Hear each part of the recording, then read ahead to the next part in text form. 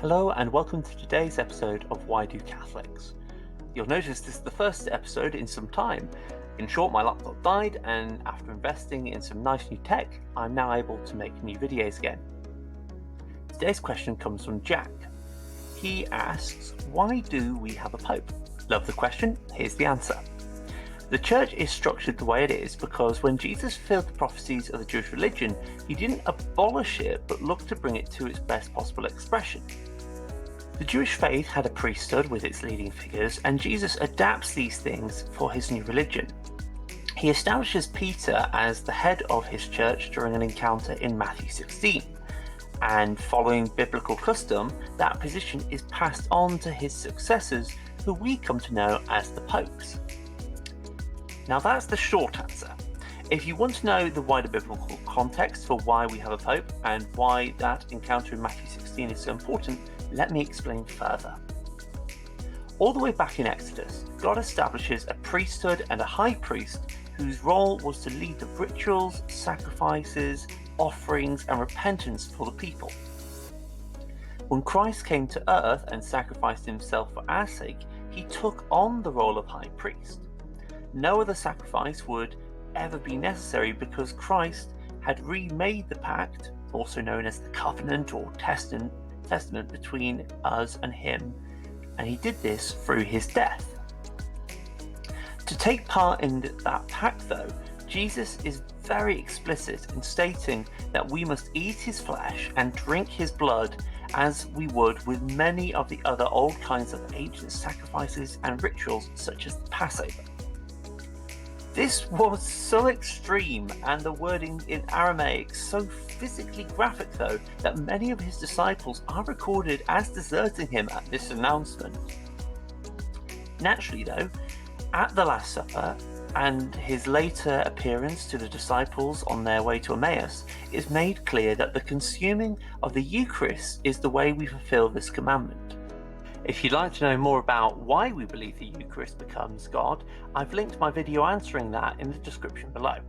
The question here, though, becomes, how do we participate then in this sacrifice when we are separated from Jesus himself by time and space? As Catholics, we believe Jesus provides the answer to this by establishing a new priesthood in his apostles, whose primary role was to perform a singular ritual and sacrifice in the vein of Passover and the practices of the ancient Jewish priesthood. See, to the ancient Jewish people, because time and space functioned differently in heaven than on earth, they believed that even though we were dismembered from an event by time and space, we can richly remember ourselves to past covenants with God through his assistance, and as such, we could also share in the covenant's benefits and community. With this in mind, the Mass follows in that tradition. So now the new priesthood's role was to connect people back to the high priest Christ and his sacrifice physically through the Eucharist. While Christ is the high priest whose sacrifice and prayers are all we need alone, he appoints Peter, and by extension of the practices laid down in the Old Testament, his successors, to be stewards of that role while here on earth. Let's turn now to Matthew 16 to understand this on a greater level. There are 5 things that Jesus does, and each have a great deal of significance. First, Jesus changes Simon's name to Peter. Second, Jesus tells him that he's going to build his church upon him.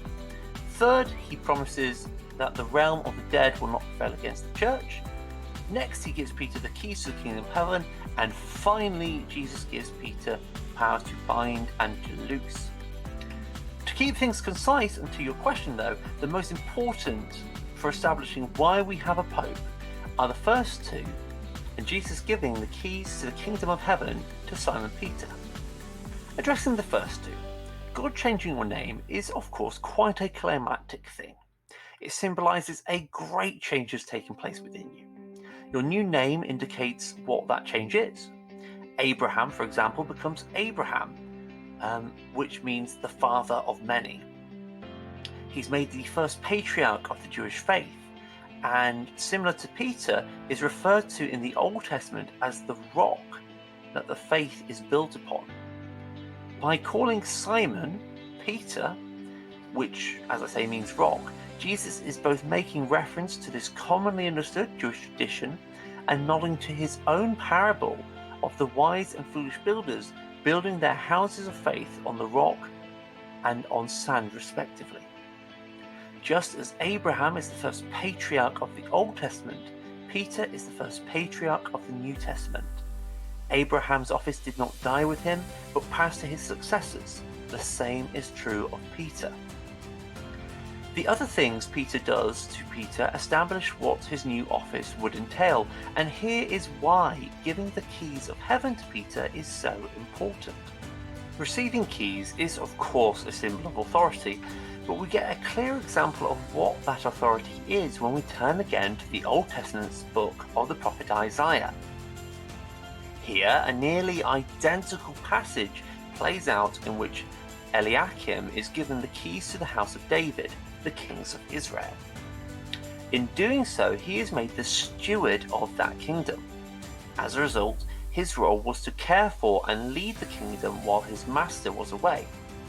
The steward would tend to the day-to-day running of an estate and had the authority over the other workers to keep them working towards the common good that the king had asked of him.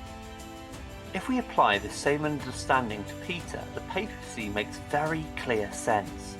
The Catechism even directly refers to the role as that of being a steward. God rules the kingdom of heaven, but as he is not physically present on earth in the traditional way, he appoints a steward to oversee his affairs. We can all still interact with God and seek his guidance in our lives and over our own responsibilities. Matthew 18:18 explains how much of the authority that is given to Peter is also given to the whole church.